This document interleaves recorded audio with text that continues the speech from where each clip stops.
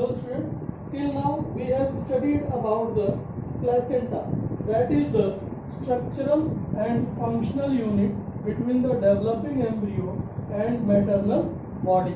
The basic function is the exchange of material, that is basically removal of CO2 and other wastes, excretory wastes you can say, and supply of oxygen and other nutrients. But one thing remains here to know that how it is possible, how this type of exchange is possible by placenta, because placenta attach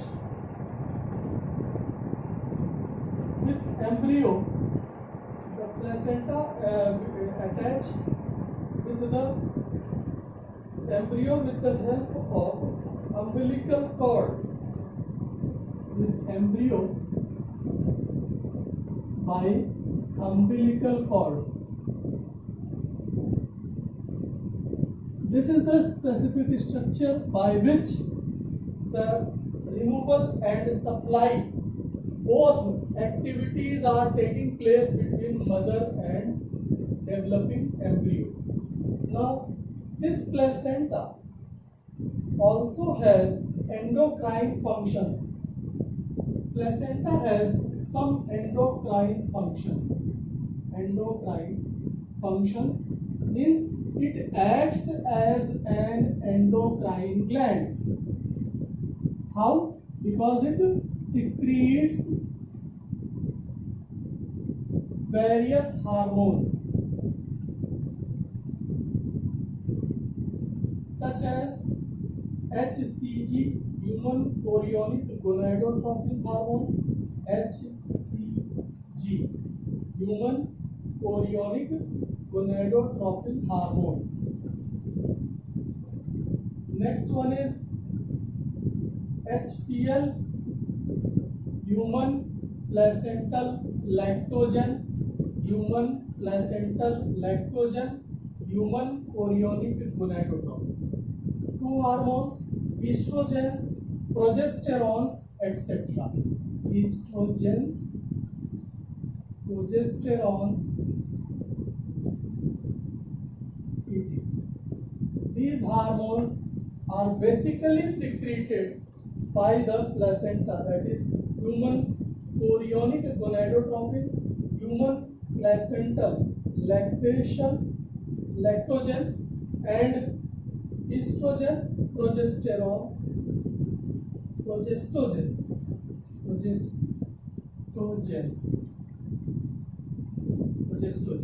not progesterones, progestogens, progesterone producing things.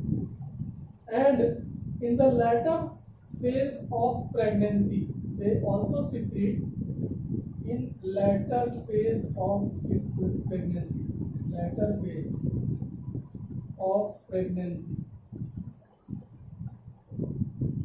It releases relaxin hormone that is very helpful in the peristaltic movements balance during the birth of the baby. So relaxin hormones is also secreted here. One more thing to remember, HCG, HPL and relaxin. Relaxin, HCG and HPL. These hormones are released only during pregnancy period. Only in pregnancy period these hormones are released. What are these? The number one, relaxin, number two, HCG, and number three, HPL. These are released only during the pregnancy. Along with that, at the time of pregnancy, estrogen, progesterone,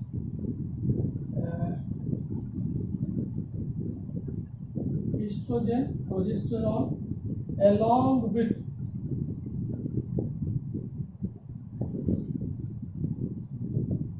estrogen, progesterone, and along with some more things, that is cortisol, prolactin, thyroxine, cortisol, prolactin, thyroxine. These have increased level during the pregnancy. So several folds of times maternal blood increased, and it is also helpful for the fetal growth and metabolic changes. These have increased level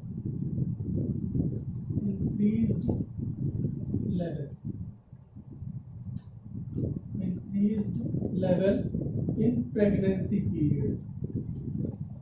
Four hormones, four or five hormones these were: cortisol, prolactin, thyroxine, along with estrogen and progesterone's level will have been increased various times, many times during the pregnancy. And along with that, these are very essential for the fetal growth as well as maintenance of pregnancy, fetal growth, metabolic changes. All things are supported. Why these are? To support fetal growth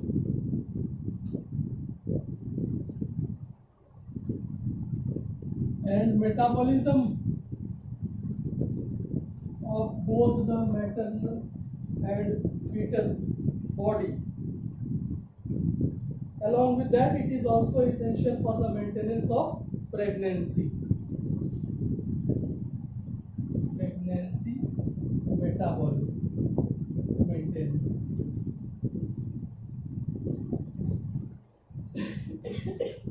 Several types of increase in these five hormones level helps in the fetal growth as well as the pregnancy maintenance and in the metabolic activities of the baby. Now, the remains is what takes place after implantation. So we will see from the next class what happens after implantation.